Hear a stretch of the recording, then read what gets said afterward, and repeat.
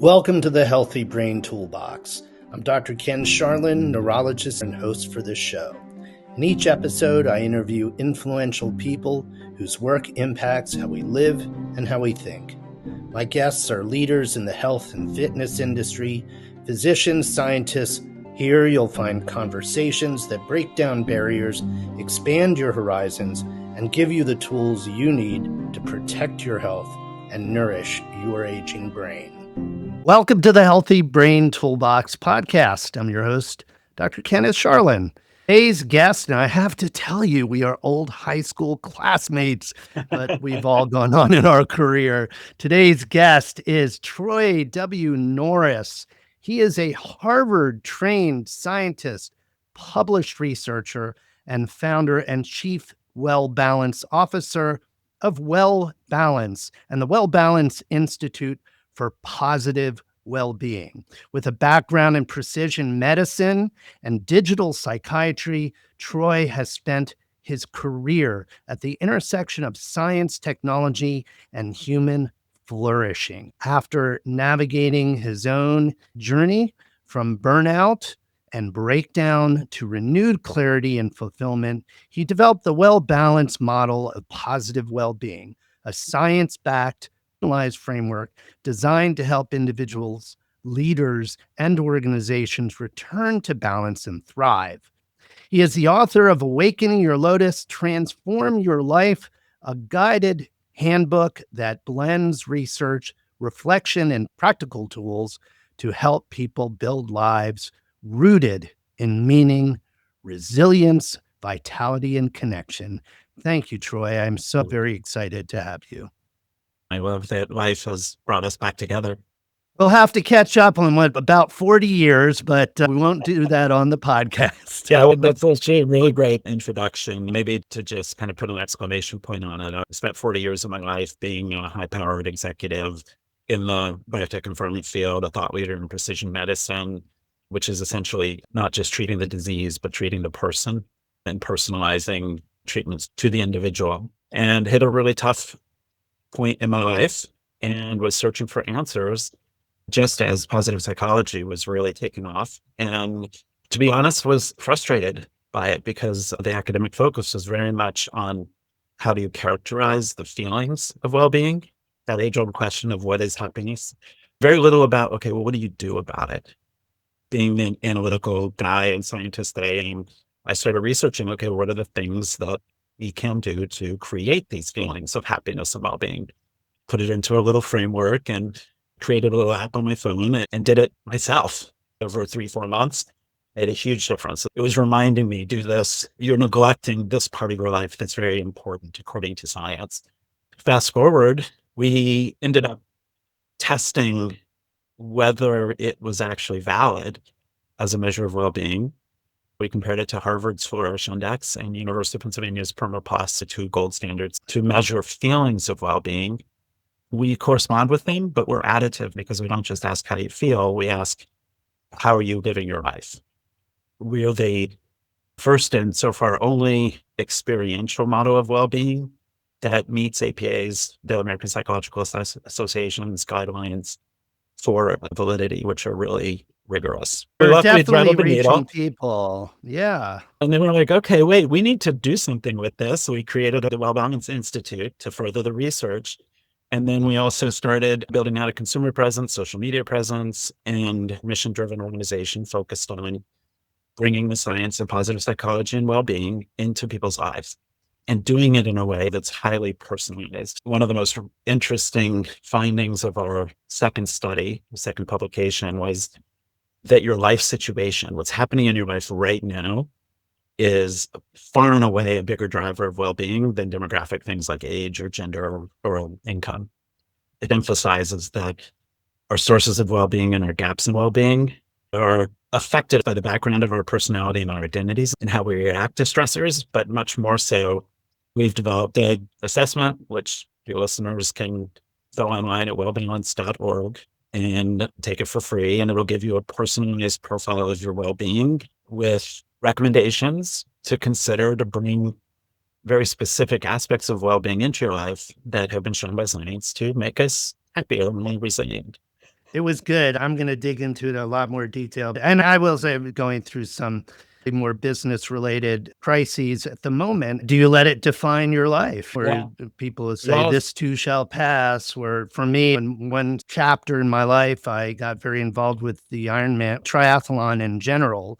But symbolically, I think it was the Ironman triathlon, that yeah, 140.6 mile race. And I always said to myself, well, if anybody has ever seen any of those races, you don't have to participate, but seen, you would know that people of all shapes, sizes, ages, and abilities participate. This is not for superhumans at all. In the no, tradition no. of the Ironman, the pros will often show up to the finish line about mid-afternoon. There are crowds that gather to see the pros cross the finish line, but then things thin out a bit. And then it gets close to midnight, because midnight Yeah, is a witching hour. That's when yeah, the last finishers, you must finish by midnight. And it is a very popular time. People gather the finish line at midnight to watch these folks who, for very varied reasons, have chosen to do this. And I just think in that's the cool. midst of that and the pain of it, there's only one way to the finish line. You can choose to drop out, but I have watched people walk the entire marathon. They want to be finishers. They don't want Yeah, to come in first. They don't have those expectations. They know it's going to be painful. It's part of the journey. Their determination is to just finish. for a couple of years, I lived where I had a balcony looking over the Boston Marathon finish line. It's so inspiring. It gets more inspiring as you get deeper into the field. To your point, I've got an inspirational quote here that I see every day that says, "You never fail until you choose to quit. You get to decide whether to fail or not." So that's kept me going as an entrepreneur. We've had so many setbacks and learnings, but we're not quitting. We might struggle at Oh, 11:59 p.m., but we're not quitting. We're happy to offer a free coaching debrief session on it. What you were saying earlier about it is really important. It'll tell you that you're divorced and will be happier in a companionship. It'll tell you that you lost your job and you'd be happier with a job. It will tell you that your spouse passed away, but it's not going to get you a job. It's not going to bring your spouse back. The value is in all the other things that we neglect. We're very good at focusing on crises and dealing with crises. But as we do that, especially extended crises, like a year-long job search, we neglect other parts of our lives. So the assessment really isn't about, like, sure, you want to find a job. It's not going to help you there, but it'll point out, hey, you called your brother lately. Maybe you haven't been part of a community organization, or you haven't gone to church for a while. These are things that collectively can dramatically transform your well-being and your mindset in ways that actually help you find a job or a companion, and also tolerate the stress. So it creates a lot of resilience by having lots of different sources of well-being and not forgetting to take care of yourself, to take care of your relationships. And I think we have a concept that we call fragile well-being. I'm a poster child for it at a couple points in my life. It's very common to focus all of your identity and well-being on a narrow set of sources, typically companion and a job. But the job can be taken away. Something can happen to your companion or relationships. Your well-being is standing on only two pillars. If one of them's knocked out, it puts a lot of pressure on the other one, that crumbles, and you're starting at the depths. That's exactly what happened to me, and that's what motivated me to create this model in the first place. I'm thrilled that it actually is scientifically valid on something that's out there helping people in the world. time for a brief message from one of our sponsors. If you ever find yourself struggling with brain fog, memory lapses, or that mid-afternoon crash, maybe it's difficulty focusing, mental fatigue, or even the early signs of cognitive decline. These can all be signals that your brain isn't getting the fuel it needs. That's why I recommend Keto 5, a breakthrough in targeted brain nutrition. Their supplements, Exo Genius and Exo Ultra, are scientifically designed to support focus, memory, and long-term brain health. Exo Genius delivers a rapid boost in ketone levels, giving your brain clean, sustained energy for hours, without sugar, without carbs, without the crash. Exo Ultra goes deeper, providing a pure beta hydroxybutyrate formula to help you achieve effective ketosis for sharper focus and stronger mental clarity. But it's more than energy. Research shows that ketones can reduce neuroinflammation, protect brain cells, and support mitochondrial health, key defenses against conditions like Alzheimer's and Parkinson's disease. Imagine clear thinking, better memory, and a brain that thrives, not just today, but for years to come. Fuel your mind, protect your future. Visit drcharlins.com/collections/keto5, KETO5, to learn more and get started today.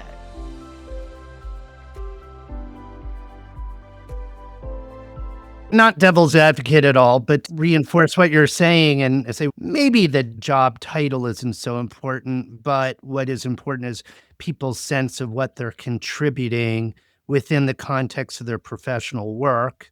I'm a doctor, whether I work down the road or here at this clinic, maybe that's less important. The vision that I have for why I hung the shingle here. My relationship with my wife is very important to me. Those are two pillars, but my question is, okay, I get what you're saying. What are the other pillars? What to add? Oh, absolutely a third place outside of your home and your work. But just focusing on the work for a second, I think you make a really important point that we have jobs and we have careers that are kind of a series of jobs. But ultimately, our meaning through work is our profession.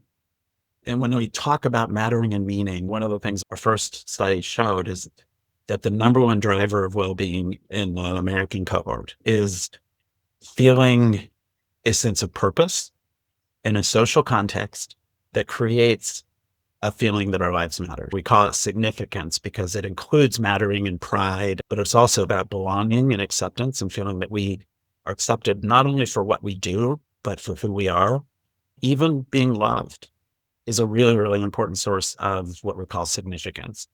You want to know that your job, where you're spending much of your day, is actually important. It's actually helping people. This idea of mattering, which underpins our well-being, arises from making what we call purposeful contributions, values-aligned, meaningful contributions that we intrinsically feel are important, but in a social context where we're recognized for that. It can be in very small ways. Right? It doesn't have to be some grand vision or some huge accomplishment where you're up on the stage getting a Lifetime Achievement Award. It can be recognizing the cashier and having a conversation with them and letting them know that they matter and knowing that in that interaction, you made a difference in their life. And it could be very small. I have a friend who was feeling purposeless and I said, you love matchas and they're weird matchas. If you're kind of like a matcha connoisseur, just go buy matchas for random people. Matcha lattes. And the shift in mindset was incredible. Even something as small or silly as that, it gives us bits and pieces of meaning that build up over time that then increase our resilience and our ability to tolerate stress. To answer your question, what are these other things? First of all, home and work are our main places where we can get those feelings that they matter.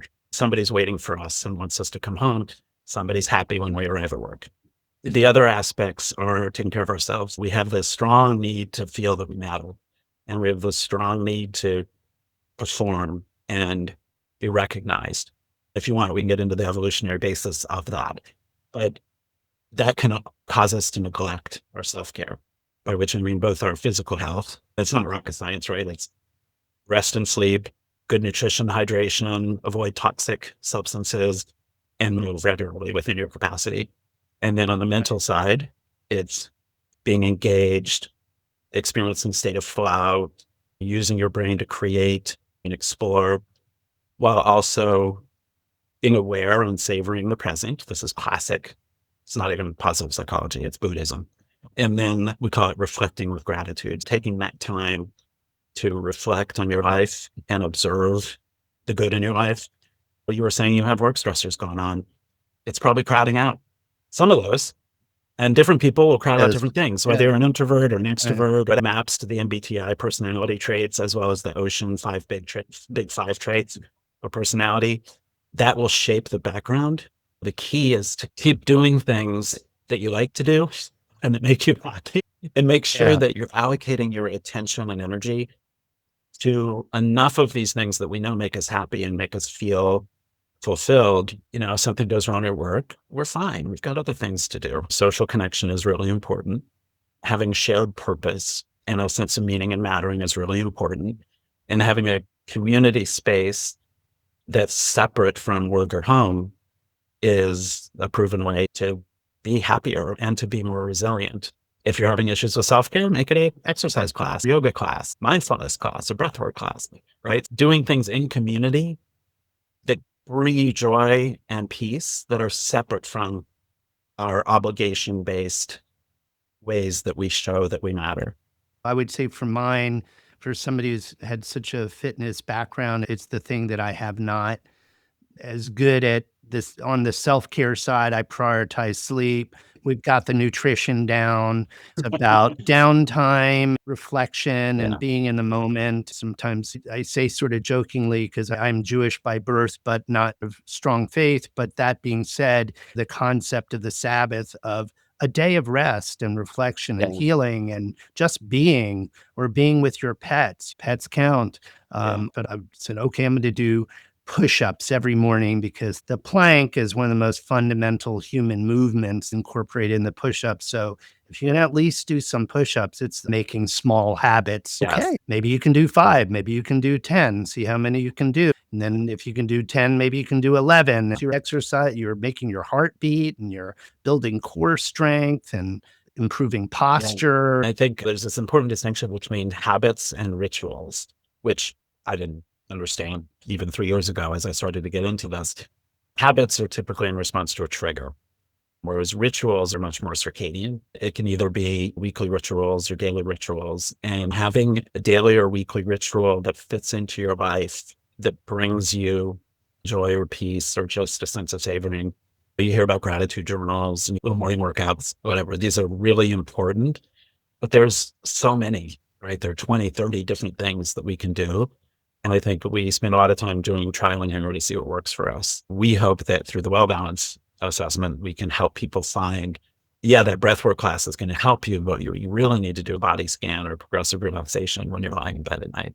And depending on where your gaps are in mindset, having rituals and healthy habits where you're responding to triggers in healthy ways is so important. It's the little things. You're not going to change it all at once, but you can shift the trajectory. And if you shift the trajectory in a healthier way, your last 20 years are going to be way better. And that's really hard when you're 35 years old and you got two or three kids and you got a job and your friendships are dwindling. The idea is to recognize that we're always being pulled out of balance by technology, by social pressures, by our own inner drive to perform. Constantly be aware of that and try to recenter in really little ways that will hopefully accumulate over time. I want to eventually, we've got quite a bit of time left that we can use, but I do want to put this in the context of some of the people that I work with. You're going along in your life and you're living your life as you know best, and then suddenly you're having trouble with memory or some progressive weakness, or you're noticing a change in gait and a little tremor, meaning Alzheimer's or Parkinson's. Yeah. The precision markers for sure. And even in the context, this wasn't the life I planned. And then how do we find purpose and meaning in that? But I wonder, Troy, if we can reel it way back, because two things can really catapult some of the discussion. And one of them is early childhood experiences, and in particular, adverse childhood experiences, and in particular, those traumatic experiences that leave the child questioning their own personal value. And then in the context of that, what we sometimes experience in our adult life, particularly in professional lives, and that is the imposter syndrome, may be informed by those adverse childhood experiences. We know, you and I both, that these physically anatomically shape the brain. Yeah. right? Both in terms of the volume of the amygdala or the neural connections, and they become hardwired reasons of survival. I tell my patients, look, you would never touch a hot oven accidentally, of course. But if you have a grandchild, a toddler, and you're baking a cake with them, how often we say, don't touch that, honey, it's hot. And inevitably, a We do. child touches something that's hot. That's normal, right? Hopefully, they don't get too seriously hurt. But the brain immediately imprints that experience, right? Immediately hardwires that experience. And at a certain age, usually I think after 7 or 8 years old, it's formed and it shapes our behaviors. And people can spend years in psychotherapy trying to figure out why they do what they do. I'm feeling a little attacked here, but I'm not. We knew each other during a period of maybe not recognized at the time because it was a very adaptive trauma response. But I was throughout high school and for the next 15 years motivated by fear, my amygdala from traumatic childhood experiences. And it drove me to hyperperform. While at the same time, I was engaging in all the numbing behaviors of drinking and, dare we say, drugs and partying. Years of therapy later, here I am. And a big fan of somatic experiencing, the EMDR, or any kind of bilateral stimulation and dialectical behavioral therapy. Balance was born during a time period where I was so dysfunctional that I could not work. I spent 9 months in full-time therapy and was literally trying to jumpstart the neuroplasticity to reset those neural pathways that had been laid down. EMDR is particularly great at that, as I'm sure you know. It was actually really interesting because when you knew me, you'd characterize me as pretty motivated. And if you look at me today, pretty motivated. I mean, very passionate. The difference is I used to be motivated by intense fear, and now I'm motivated by intense love. There was this period during the therapeutic process where I overcame that fear. I was able to quiet it. It's still there, right? It could still get triggered. And then I had no motivation at all. I literally, for like 6 weeks, I didn't return emails. I didn't even want to get out. I had no motivation. I wasn't depressed. I wasn't scared anymore. And then over time, little by little, I started researching the well-being space. I started developing this model, and this ember started lighting in me. It was real purpose. It was real desire to help other people. For the first time in my life, motivated to reach towards something as opposed to fear-based responses. So yeah, childhood trauma is tough. Thank goodness this latest generation seems more aware of it, but I'm not sure aware of mental health in general.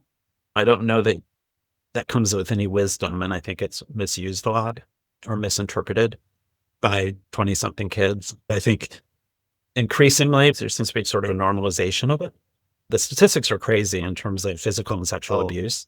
The rates are, now that we're actually openly talking about it, the epidemiology is, it's almost like it's normal to have had some form of a childhood or young adult trauma that was more than just touching the phones. Yeah. For folks listening, I think it's like 1 out of 4 women, 1 out of 8 men. I read a headline that in Great Britain, there are many sexual revolutions throughout history, and I think we're in the midst of one right now. I read an article yesterday or the day before that in Great Britain, they passed a law that has banned pornography where thematically it's incest pornography. And the fact that we have to enact laws to criminalize something that is just... I haven't spent any time on the dark web. I'll never spend time on the dark web. I know it exists though, and I'm sure it goes way deeper than that. Oh, and then, this isn't a podcast about morals and ethics and all that. Yeah. And we're here at Charlotte Health, open about sexuality and sexual health and intimacy and the importance of that for our overall physical and mental health, wherever people will land on that spectrum. But I don't believe that sexual health should include incest. And the fact that we have to even have that discussion or pass a law, it's just, I'm not naive. Obviously, we have a huge problem with this, but it's emblematic where we are, unfortunately. Yeah. Well, I think in all aspects of life, we need to remember to ask for consent.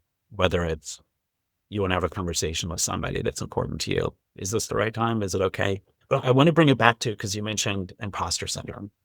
That's something I've experienced fairly recently because I've made an entire career shift from being a biotech, pharmaceutical, drug development, investment thought leader with a focus on precision molecular diagnostics. And then I walk into the International Positive Psychology Association's Congress in Brisbane, Australia. It's the only time in my life I've experienced real imposter syndrome because pretty much I've been fortunate to have a pretty good education. I always kind of felt prepared for whatever the challenge was. Wow, this was like, I'm sitting there like, why me? It took me a long time to tell a story that blended my personal history with my professional history and why this is an additive approach to the field. And I think from a well-being perspective, it's not going to get at the foundational issues, right, of neurological pathways that are triggered by certain events or words, but it can make a huge difference in your day-to-day life to understand we don't just give a well-being profile, but we also have a mindset profile. We have 3 categories of mindset positivity practices that are common and generalized in positive psychology. One is savoring, one was gratitude, and another is what we call mental time travel. It's not really recognized in positive psychology. I'm not sure it's well researched, but the idea that you can triple your well-being from an experience and increase your well-being productivity by anticipating it, then fully experiencing it when you're in it, and then reminiscing, right? How often do you go through your phone and look at your old photos? Thank gosh, the iPhone occasionally sends you memories. Some of them are not memories I want to retain. I remember growing up looking through my grandmother's photo album and reminiscing. One experience gives us that well-being boost in the moment, but anticipating it and remembering it in a positive way can also be helpful.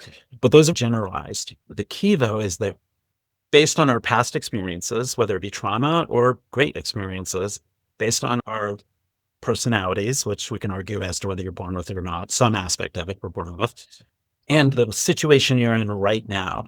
So imposter syndrome, never experienced it until 2 years ago, right? Don't experience it now, hopefully won't in the future. But it was real when I was experiencing it. This is in a category of positive purpose, we call it. There are mindset practices that can bridge that gap. You might have body dysmorphia. There are mind-body practices that have been shown to improve that. A lot of people with trauma have attachment issues, including yours truly. And there are mindful practices that you can engage in, something as simple as loving kindness and extending love to somebody silently, or compassionate act to actually do something to help somebody else that can strengthen your trust in others. You're still going to have the fundamental attachment issue, but it's not going to be as intense. It's not going to be as distressful, whether it's avoidance or anxious attachment. What we're trying to do with this model of well-being is figure out what are some actual experiences you can create for yourself that will bring well-being into your life. Recognize that everybody has gaps in their mindset. You might be in a very secure relationship, but not be trusting. You should feel trusting and open if you're in a very secure relationship. You should feel loved, but maybe because of your traumatic path, you don't. We can quantitatively detect those differences and recommend that, given your mindset profile, these are the mindset positivity practices. These are things that you can do that will improve your mindset. That even reframing or how you tell the narrative, for example, we've all been through difficult, painful, challenging times in our lives, but all we have is the present, our experiences. For example, we're going through difficult times with one of the businesses I own. We're shutting it down completely, which has been painful emotionally because sort of purpose. I was meant to do this, but financially, a significant loss. On the other hand, someone comes into your life that brings something unmeasurable of value, of experience. And you could say, if I wasn't going through that, then we wouldn't have met this person and then this would happen. And so I always say life is really linear and there's all these parallel universes because I'm a sci-fi person. Things happen for a reason. And I could go, oh, this is the end of the life as I know it. And I don't. Now it's time for a short commercial break. Imagine a future where brain health is not just managed, but optimized. Where the symptoms of Parkinson's, Alzheimer's, traumatic brain injury, stroke, depression, anxiety, and even long COVID can be addressed with cutting-edge technology. That future is here with the Neuronic Light and the Neuronic 1070 nanometer photobiomodulation helmets, a breakthrough in non-invasive brain therapy. Using near-infrared light, these devices penetrate deep into brain tissue, stimulating cellular repair, reducing inflammation, and enhancing mitochondrial function. Research suggests this technology can even enhance cognitive performance in healthy individuals, all without drugs or invasive procedures. The Neuronic 1070 helmet takes it further, offering 4 customizable operating quadrants, ideal for tailoring programs in conditions like stroke or traumatic brain injury. And with every 1070 helmet, you'll receive a free 30-minute brain health consultation to help you maximize the benefits. Whether you want to support memory, restore energy, or take proactive control of your brain health, Neuronic technology could be the game changer you've been waiting for. Unlock the power of light, heal, restore, thrive. Learn more at neuronic.online. And when you make that investment, be sure to use the code Charlin100 with a capital S to get your $100 discount and let Neuronic know where you heard about this valuable technology. One of our themes, we have a foundational nonfiction book, about 70,000 words, called The WellBalance Way, and it goes through the entire model that I've been talking about and the specific practices that we're talking about and why they work. We are about 80% done with the curriculum of what will become a nonfiction book on life passages and transitions. The fundamental theme backed by the science are ever-evolving selves, that we're always evolving, we're always changing. And you have to live life with the philosophy that to make room for the next chapter, you have to let go of the old one. I'm sure you're familiar with this, that marriages, births, moving in together, things that we celebrate are major life stressors in terms of their impact on our metabolism, our cortisol, our stress response, our brain. That's why we have bachelorette parties, is to grieve the loss of the old self and make room for the new. For me, it's been a very hard thing to learn, right? Because it's very easy to get into ruminating about the past and wishing you'd done something different or there'd been a different outcome. But it's not until, as you were just saying, you have to let that go and you have to grieve that and recognize you're not just grieving the other person and the loss of what you could have had together. You're also grieving for yourself and the loss of who you could have been.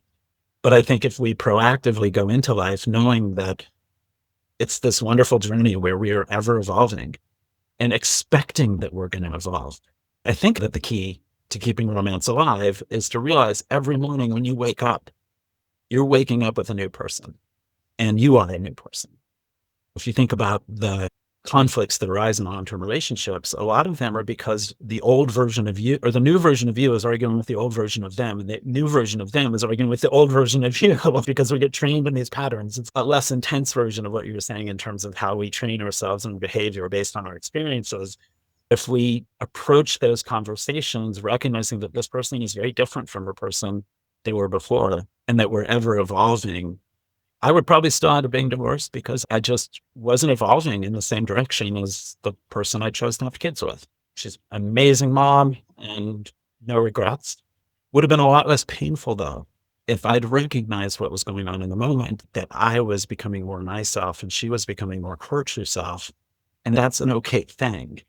I think it changes your sort of qualitative view on how life happens. And it gives you a little more sense of agency and anticipation as well. So I will fully say, usually when we go through a midlife crisis, the instinct is to blame it on external factors, right? When things go bad, Psychologically, we want it to be somebody else's fault. When things go well, it's our fault. Most of those midlife crises are caused at least 50%, usually more, by the person suffering the crisis. It might have had the same outcome, but it could have been a lot less more gradual evolution if it was recognized for what it was. I like your point. I had never thought of bachelor or bachelorette parties as a It's a sort of funeral. grieving. But it's how you look It's at a it, because celebration I of the think of future. it's a celebration of who I have been and a excitement of who I will Yeah, become. yeah, Perhaps the tradition of funerals in New Orleans being celebrations, when the saints go marching in, it's a yeah, party. yeah. And my wife, I'll never forget my wife, Valerie, she ran this, it was called Mercy Seniors or Mercy Older Adults program. It's really an affinity marketing program for a large healthcare system. But she was the director, and they really did a lot of nice things to serve this population. And she was on a shoestring budget, but she was very good at getting volunteers, because you're retired and you have nothing to do. And now you feel like you have a purpose and you're going to come in Yeah. and help out. Well, one of her favorite people that she developed a relationship with, who finally died a little past 100 years old, was very meticulous in planning her own, not just her funeral. What is the food going to be like?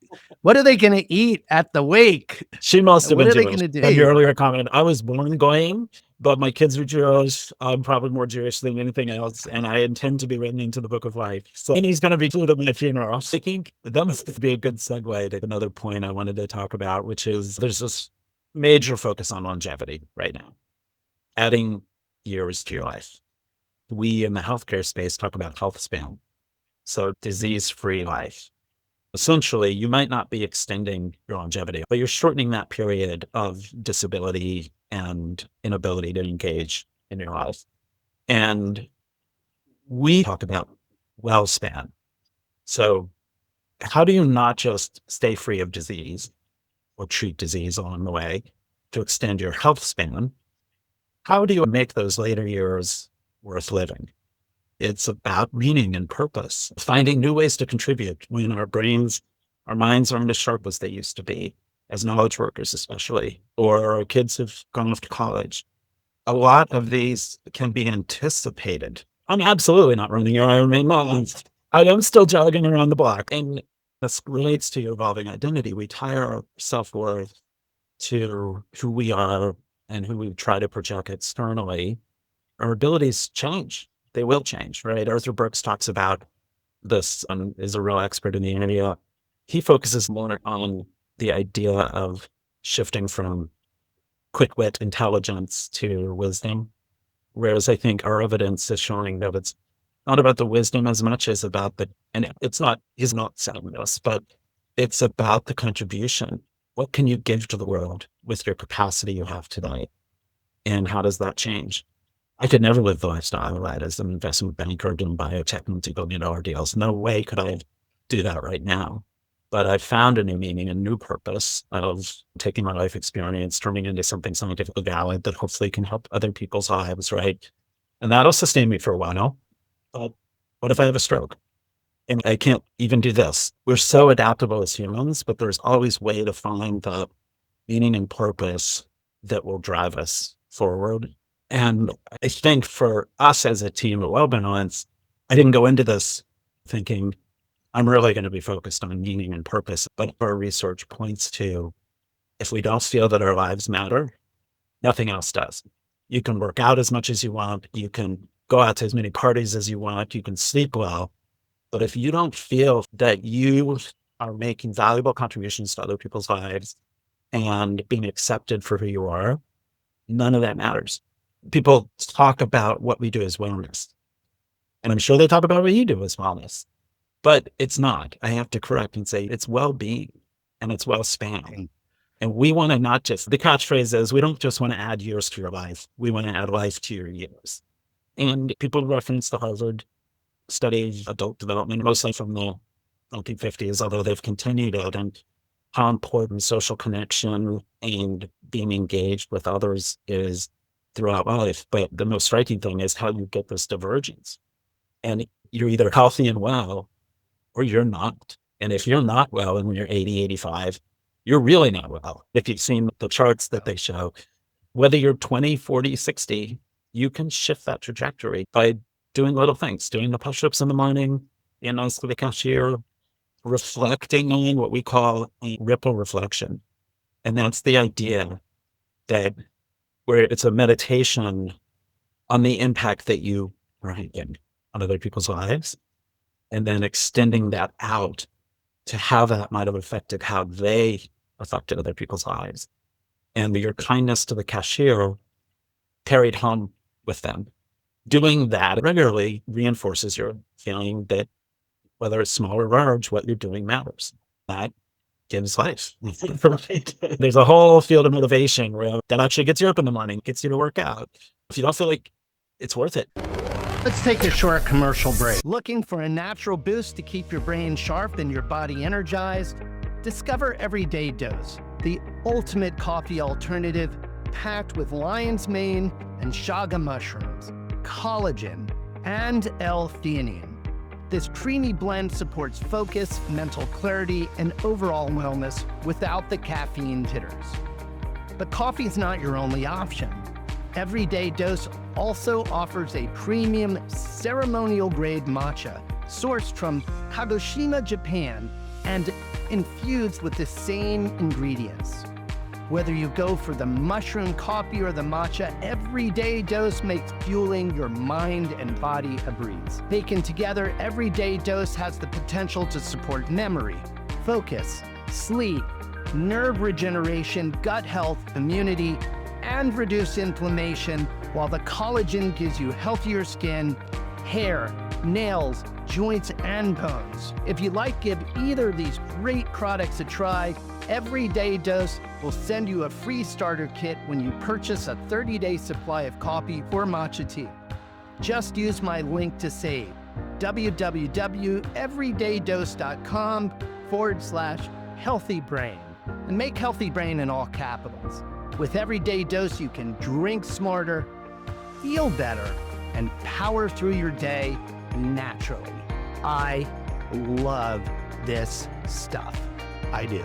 I'm gonna have some right now.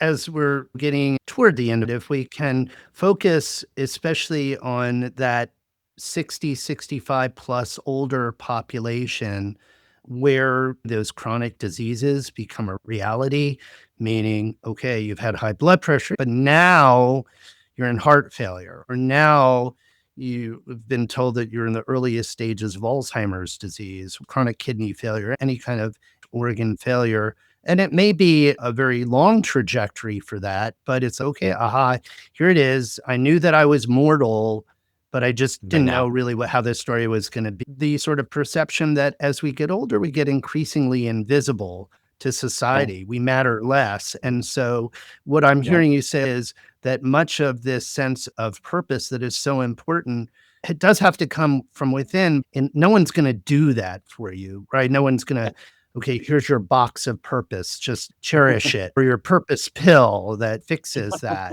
Although oxytocin is pretty good stuff. But that being said, this is the challenge of the population I'm working with.